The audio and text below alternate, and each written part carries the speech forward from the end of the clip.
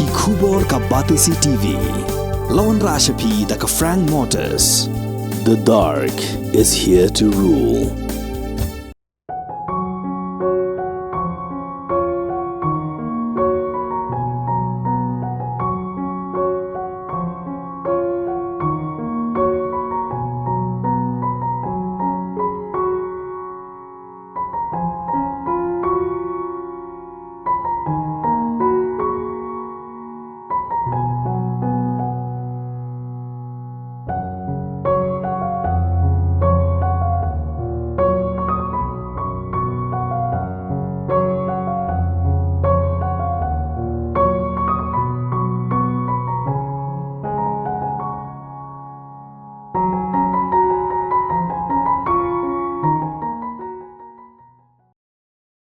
Usumbut Menteri Rangba Kejelau bak senyau bahalang dhar ula Bthah yu Deputy Commissioner jangka West Gente Hills District. Mentau da Peace Committee khanang bon Wanrah biang yak Jingsuk Shongsan hakasnong Khanduli West Gente Hills District.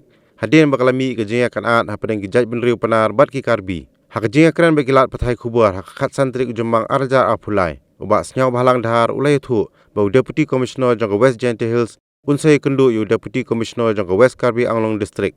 Hakakat riu terik jembang arjar apulai. Banyak keren halor gani ke Bthah Bantau ya ke Peace Committee. Now I had a talk with DC, so the situation is not come. So tomorrow again, board DC are meeting. I told them please kindly form a peace committee in the meantime. But we should leave all these things again and again. So DC will go to Khanduli tomorrow. So as of now, the situation is not come.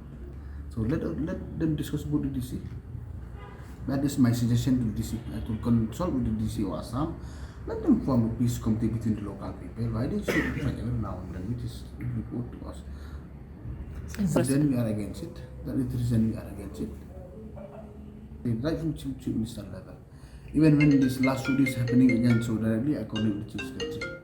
And because of initiative, so tomorrow board DC should be there in that place. Yes, now the progress of discussing about this is on. So we are trying to request both sides. They should not promote each other.